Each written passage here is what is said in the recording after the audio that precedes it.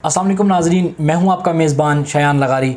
आपको प्रोग्राम अहम मसाइल में खुशामदीद कहता हूं। नाज़रीन, जिस तरह कि आपको मालूम है कि आजकल पाकिस्तान के अंदर जो सबसे बड़ा और सबसे उभरता हुआ एक अहम मसला चल रहा है, बिजली के भारी बिल जो हैं आवाम के ऊपर, पाकिस्तानी आवाम के ऊपर डाल दिए गए हैं। इस हवाले से मुझे आज ज्वाइन करेंगे, मेरे साथ मौजूद हैं मेरे प्रोग्राम में, मेरे स्टूडियो में नौजवान सहाफ़ी नुमान भुट्टा। बहुत शुक्रिया सर, आपने अपना वक्त निकाला है। हम इनसे जानेंगे कि हम देख रहे हैं पूरे पाकिस्तान के अंदर मज़म्मती एहतजाज किए जा रहे हैं। इस हवाले से एहतजाज की कॉल्स दी गई हैं, मुख्तलिफ़ किस्म के ऐसे बयानात दिए जा रहे हैं जो वापडा के ख़िलाफ़ हैं, वापडा के इस फ़ैसले के ख़िलाफ़ हैं, हुकूमत के इस फ़ैसले के ख़िलाफ़ हैं।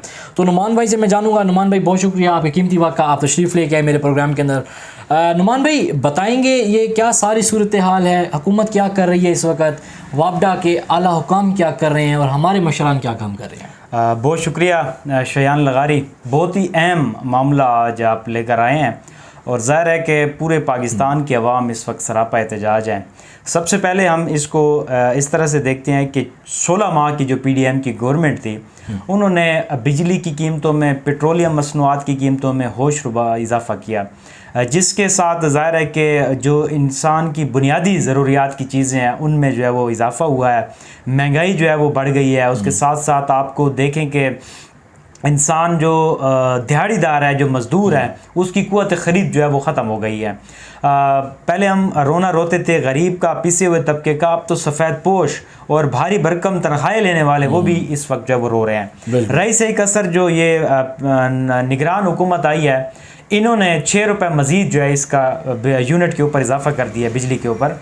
तो इसके जो आगे बिल्स आएंगे उसमें इसमें डबल इजाफ़ा होगा। अच्छा, तो ये जो PDM का तोहफ़ा था आवाम के ऊपर, जो बिलों में जो इजाफ़ा किया गया, जो यूनिट और बिजली की कीमत बढ़ाई गई, उसके कॉन्सिक्वेंसेस ये हैं कि अब पूरा पाकिस्तान सरापा एहतजाज है। मुल्तान देख लें, फैसलाबाद देख लें, लाहौर, कराची के इलेक्ट्रिक के जो मसाइल हैं वहाँ पर तो बाकायदा तौर पर जो वापडा के मुलाजमीन हैं उनको तशद्दुद का निशाना बनाया जा रहा है। मुल्तान के अंदर मसाजिद के अंदर ऐलान हो रहा है कि जनाब आपने बिजली के बिल पे नहीं करने। महकमाना कार्रवाई के लिए कोई भी टीम वापडा की आती है तो इलाके के जो लोग हैं वो उनसे नबुर्द आजमाओगे और बिल्कुल उनका बाइकाट करेंगे। इसके अलावा हुकूमती सतह पर क्या हो रहा है?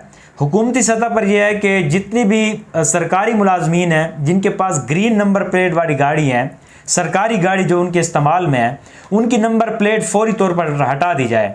उसकी वजह यह है कि ये जो इश्तियाल वाले लोग हैं जो कि बिजली के बिलों की वजह से इस वक्त रियासत के ख़िलाफ़ काम कर रहे हैं या रियासत के ख़िलाफ़ गुस्से में हैं, वो उनके कहीं भींत ना चढ़ जाएं और उनका जो गुस्सा है वो उन मुलाजमीन पर ना निकल जाए। उनकी नंबर प्लेट हटाने का हुक्म कर दिया गया है। कल बड़ा एक अच्छा इक़दाम हुआ है।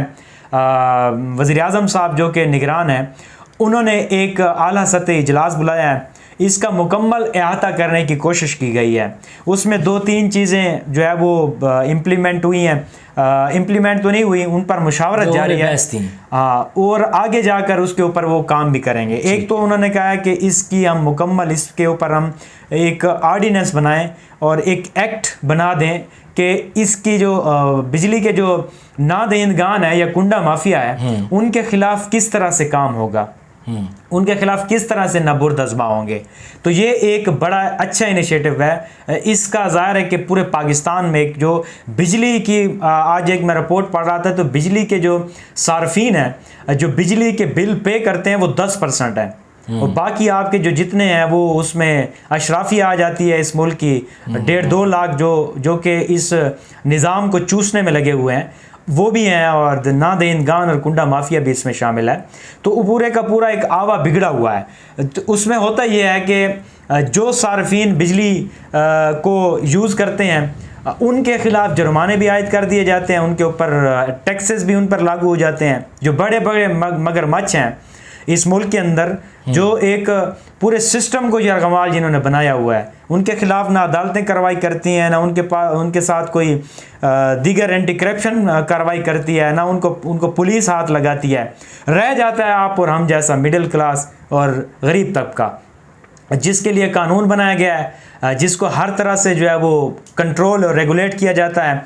और बड़े मगरमच्छ जो है इसमें से निकल जाते हैं। तो ये हुकूमत इस सतह पर जो है वो अपने तय इकदाम कर रही है, लेकिन उसके साथ साथ उन्होंने बिजली के फी यूनिट 6 रुपये मज़ीद इजाफा भी कर दिया है।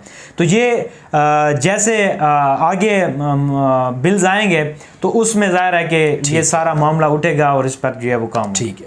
अच्छा नुमान भाई, जिस तरह आपने बात किया कि पूरे पाकिस्तान के अंदर आवाम सरापा एहतजाज है और रोडों पे आई है, एहतजाज कर रही है। डेरा इस्माइल खान के अंदर अगर मैं बात करता चलूँ कि डेरा इस्माइल खान के अंदर तो ऐसा हमें कुछ नज़र नहीं आया।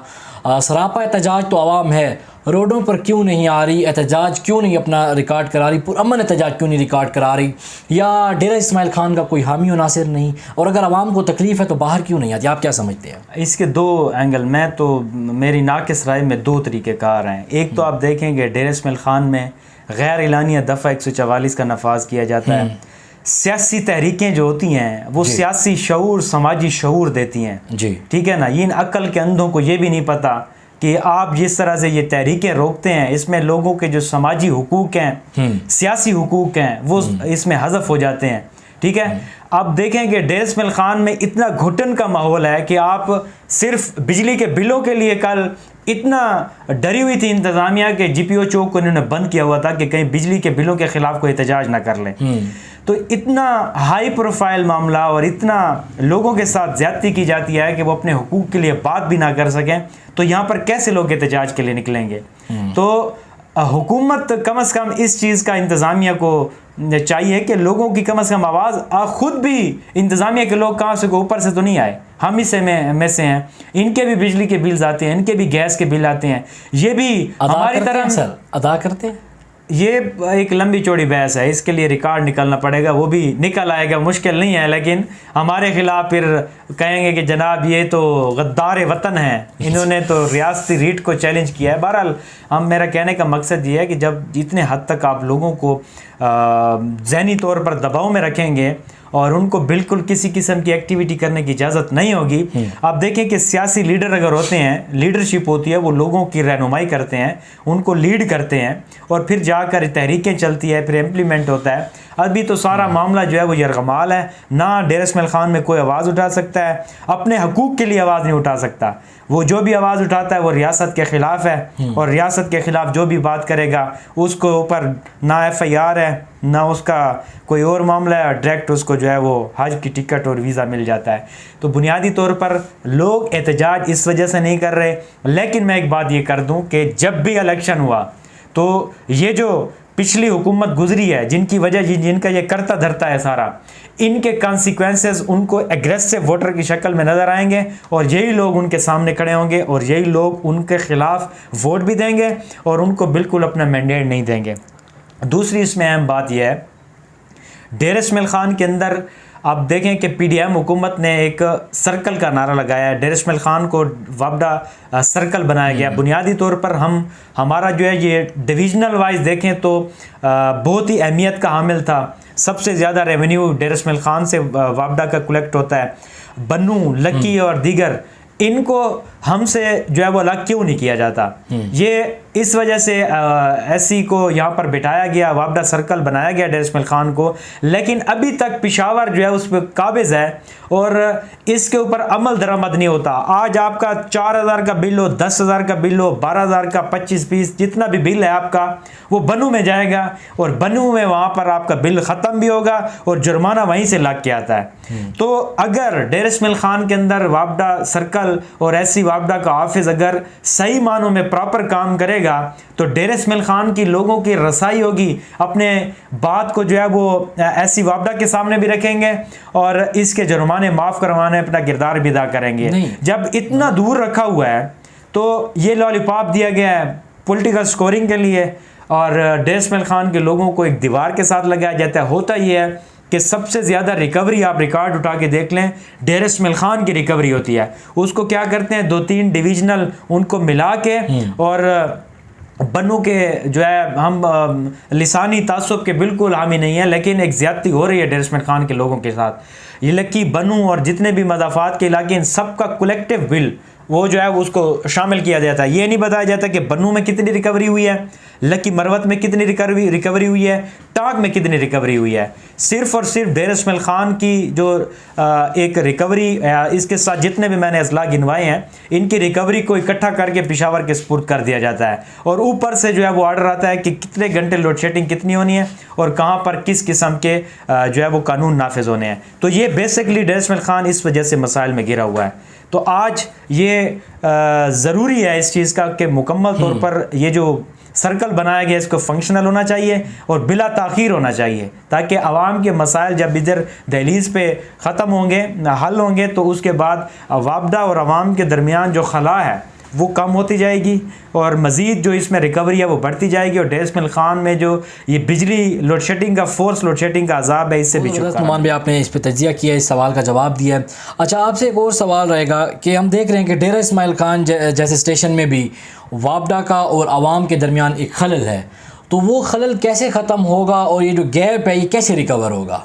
अच्छा, ये सबसे पहले तो मैं अक्सर वापडा के जो हुकाम है उनको मैं ये कहता रहता हूँ कि आप लोगों को ऑफिशियली अपना फोकल पर्सन तैनात करना चाहिए। उसकी वजह यह है कि ग्रिड रोड के ऊपर, मदीना कॉलोनी में, कुरैशी मोड़ पर कहीं भी कोई हादसा होता है, कहीं भी जो आपकी ट्रांसमिशन लाइन है वो ब्रेक होती है, कोई भी वाक़या होता है, तो लोगों को पता नहीं होता कि मामला क्या चल रहा है। लोग ये कहते हैं कि जनाब फोर्स लोड शेडिंग है या फिर अड्डा काटा गया है। तो बुनियादी तौर पर ये चीज़ें मिक्स हो जाती हैं। अब हादसात भी होते हैं, पोल भी गिरते हैं, ट्रांसमिशन लाइन भी गिर जाती है, हादसात भी होते हैं, लोगों के अंदर जो खला है वो बढ़ती जाती है, लोगों के अंदर इस्तराब और गुस्सा बढ़ता जाता है। उसकी वजह यह है कि लोगों को मालूम ही नहीं होता कि यार कोई टेक्निकल फॉल्ट है या फिर फोर्स लोड शेडिंग है। तो इसके लिए बाकायदा फोकल पर्सन होना चाहिए जो कि इस चीज़ को ख़ास तौर पर मीडिया के साथ जो कोऑर्डिनेशन में हो कि आप लोगों के फुला इलाके में ट्रांसमिशन लाइन ब्रेक हो गई है और इतनी देर तक आपकी लाइट आ जाएगी, इतनी देर तक आपकी जो है लाइट बहाल हो जाएगी। तो जब तक ये चीज़ें ऑफिशियली आपके सामने आएंगी तो उसमें ज़ाहिर है कि फिर आपके मसाइल जो है वो ख़त्म होंगे।